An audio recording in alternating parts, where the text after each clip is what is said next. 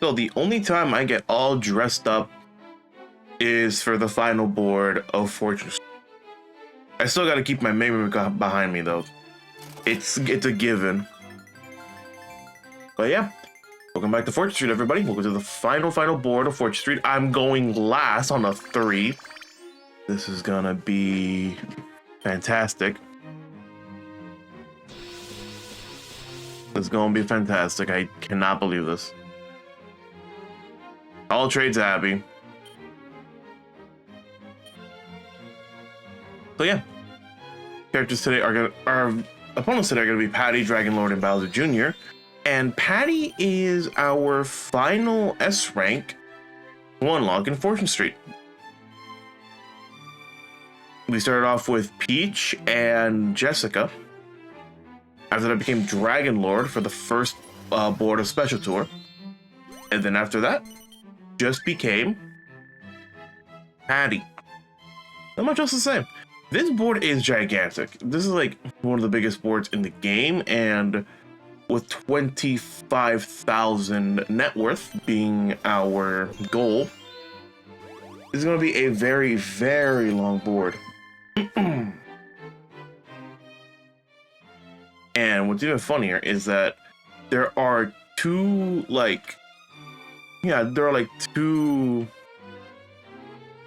separate territories. District A is all by itself, which is the funniest thing ever, with 3 vacant plots. You can do a lot of damage there. And District K also works like that, only with 1 vacant plot. The rest have nothing to offer. Just your box standard boards. To be mindful that there is a stockbroker square here, so if you got a lot of money, landing on a stockbroker may not be such a bad idea. Sleep, Boon, Venture.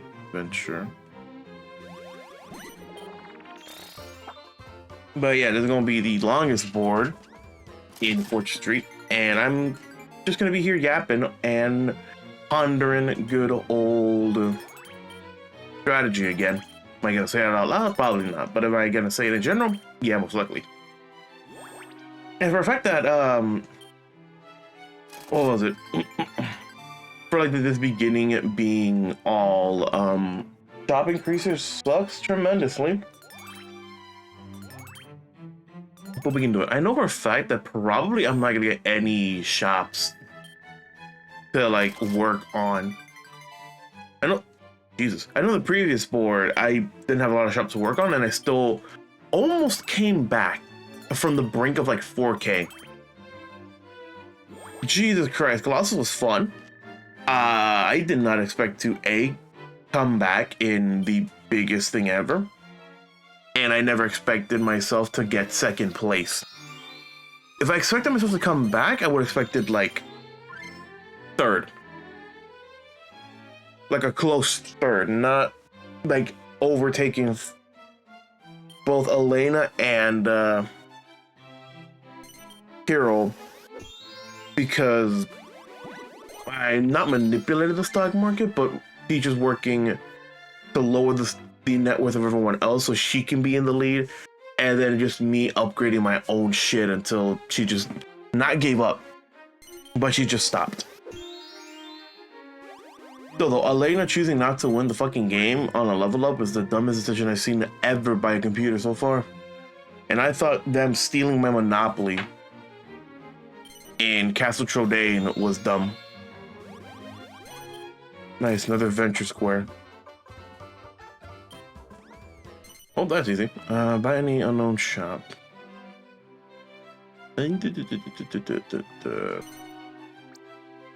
Yeah, I'll do this one. I'll do the grocery store here. This is good. What's even funnier is that, like, the main board by itself, it's not that bad. It's a pretty decent, like, loop with 2 cross points you can work on. So that's not bad of a board mechanic in general. Just the 2, like, islands by themselves is what's going to be the problem. And what's even funnier is that, well, what do you call it? the islands have 2 out of the 4 suits you need, so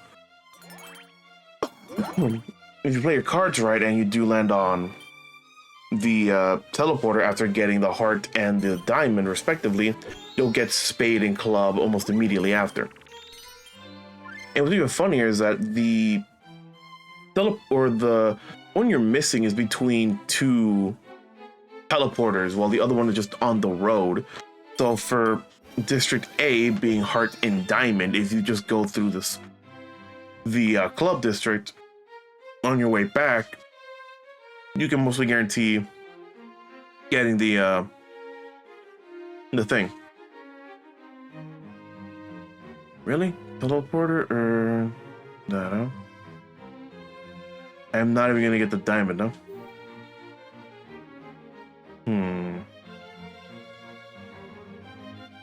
I'm gonna just take the payment in money. This early on sucks, but I'd rather pay than be stuck in that area for a while. Though you have 3 exits to work on, it's not worth it. Because the 3rd exit is a teleport between the other 2 islands, so it's not technically worth it in my opinion, but you'll get used to it at the end of the day. Bam. Choose where you want to go, and if you get stuck in the island, don't worry about it. You will get your, like, half of the suits you're missing, and then you can all move on from there. What's even funnier is that, for a fact, that this is one of the few boards where I was playing it that I had to, like, save scum in. Not because, like, saving myself from terrible rolls, terrible job placements and stuff like that, more in the sense that I wanted to see if the game not was cheating but predetermined and how often rolls can be and how much it just does not want some people to roll tremendously high. So I had the victory and I was near the bank. I just needed a 5 or higher, basically just like a decently high roll. So like getting a 4 makes sense. If I get it, it's like 1 off. So I did that. So I kept save scumming after each roll to see like the odds and see how much I would get a number. Most of the times I got in 1s and 2s. And what's even funnier is that Dragon Lord here also had the victory and was, I think, 7 away from the bank, 6 or 7 away from the bank. So like 2 out of the 7 numbers compared to 3. And even then, they're like the highest ends of the die. So like you expect like he won't get the number he needs. He kept consistently getting the number he needed after I did not get the number I needed, which was dumb as shit. It's like so dumb that it just like really wanted me to just see how the dice average would be and see how the consistency would be between, see the consistency between like how each of the game would be. Because if you're near a giant area of numbers, and what I mean by that, but like basically like you're in a property with a bunch of like very expensive shops, how the average would be of you leaving there, not unscathed would be the correct word, yes. And how much you would land on the lower end of the shop. So say you got a 3 and 1. The 3 side has decently high shops around the 300 area, and the one that's stopping the monopoly is the lower end at like 20. How much would everyone land on that 20, and how much the game would make the player, or just its mark for death, as I call it, deal with the thing. 10. I already have the club, right? No. Gotta go up. I was looking at Bowser Jr. when I looked at my suits. But yeah, so I just want to see how that works and all that. I'm gonna need time to do that because it is a thing and a task as well. And I need to see like in the code if the number is already predetermined before you press the button, or if it actually is quote unquote random, because I'm not a connoisseur in predetermined dice rolls. I played Mario Party 1, 2, 3, and Dokapon Kingdom, and those games have predetermined dice rolls. So no matter what no matter what, when you start the game, like from console power on, you are guaranteed the number that you roll. Is it dumb? Kind of. Is it worth it? Hell no. Is it funny? Kind of. Fine. I'll buy the kaleidoscope. I'm not a fan of buying 600 shops early on, but I'd rather buy it for now, just to get my my thing moving. Also because like it's 122 near the bank, it's a decently good shop to have near the bank. I'm not buying that 800 if I can muster the courage for it. Yeah, if I can muster the courage for it. In other news, one, I am dealing with a severe headache. Not from like gaming, not from like doing anything, more like a severe headache of the games. As you guys know, I've been playing Metaphor as of recently. I've been having a grand old time. Let's just say the latest dungeon I'm in, the latest story beat I'm in, reminds me so much of the Chapter 4 area of Xenoblade 3. So the Magna Wildwood is one of my favorite areas in not my personal favorite in Xenoblade 3. Because there's a lot of good ones in Xenoblade 3. Yeah, there's like a lot of good stuff in Xenoblade 3. But it's my personal favorite for a reason, because like, to anyone who has not played Xenoblade may not understand, but to anyone who has played Xenoblade 3, the whole area of Magna Wildwood is like, take an area of a metropolitan area with like apartment rows and all that, and think of either like Tokyo, New York City, or at best probably either like, what's another an area that I know? Shibuya. Like, think of like a very big metropolitan area with a bunch of like, not billboards, but a bunch of shit there, and cover it in green foil. It's an abandoned like city, an abandoned modern day city, which is the funniest thing to see in a video game, because you don't expect a giant metropolitan city covered in green. You expect that in stuff like, not isekais, probably stuff like Back to the Future-esque, where you go to the future or the past, like too far in the future. And yeah, stuff like that. And yeah, like that's literally what it is.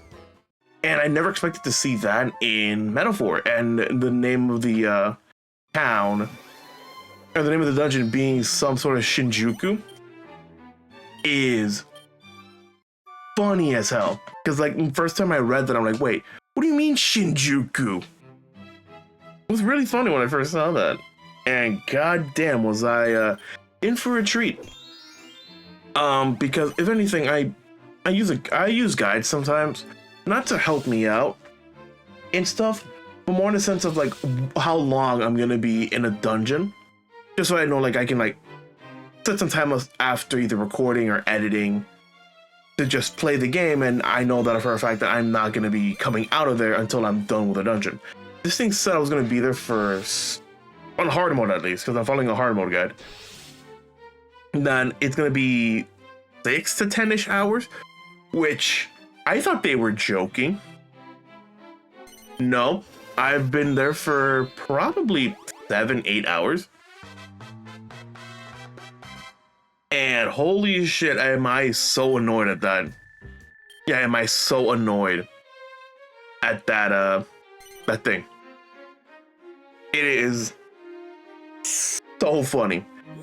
And what's even funnier is that when I went out of my way to just do what I want, usually, because I like exploring video games and shit. Yes, I love exploring video games. I try to go off the beaten path and find everything I can. It actually became worse to do that because not out of the way of, or not out of the way, like other ways to just figure out where to go. And not doing, not as the game intended, but not going the proper way to dispel something that happened. I'm trying to be vague on purpose, don't worry. Yeah, like basically trying to stop something in there because there's like a certain part of it that is annoying to deal with. And if you don't stop it, trying to grab items with that thing there is terrible. I figured that firsthand.